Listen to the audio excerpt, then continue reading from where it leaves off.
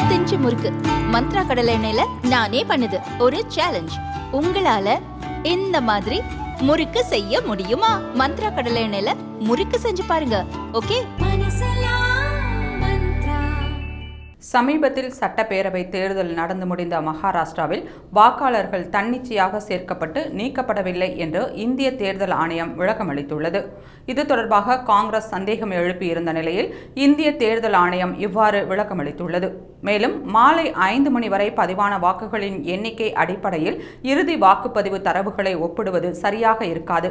மாலை 5 மணிக்கு வெளியிடப்பட்ட வாக்குப்பதிவு நிலவரத்திற்கு இரவு 11:45 மணிக்கு வெளியிடப்பட்ட வாக்குப்பதிவு நிலவரத்திற்கும் இடையே பெரிய வித்தியாசம் இருப்பது இயல்புதான்.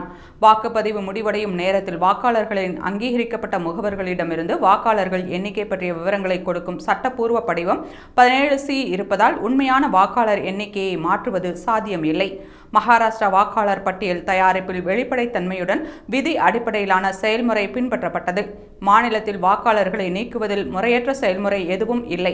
வாக்காளர் பட்டியல் தயாரிப்பில் காங்கிரஸ் பிரதிநிதிகள் பங்கேற்பது உள்ளிட்ட உரிய நடைமுறைகள் பின்பற்றப்பட்டன. மகாராஷ்டிராவில் உள்ள ஒவ்வொரு தொகுதிக்கும் வாக்காளர்கள் மற்றும் படிவம் 20 தொடர்பான அனைத்து தரவுகளும் CEO மகாராஷ்டிராவின் இணையதளத்தில் உள்ளன. அவற்றை பதிவிறக்கம் செய்து கொள்ளலாம். நுணுக்கமான வெளிப்படையான செயல்முறைகளை தேர்தல் ஆணையம் உறுதி செய்துள்ளது என்று தெரிவித்துள்ளது. மேலும் அனைத்து அரசியல் கட்சிகளுடன் ஒத்துழைப்பதன் முக்கியத்துவத்தை இந்திய தேர்தல் ஆணையம் கருத்தில் கொண்டு செயல்பட்டுள்ளது என்றும் ஆக்கப்பூர்வமான ஆலோசனைகளை வரவேற்பதாகவும் தேர்தல் ஆணையம் தெரிவித்துள்ளது.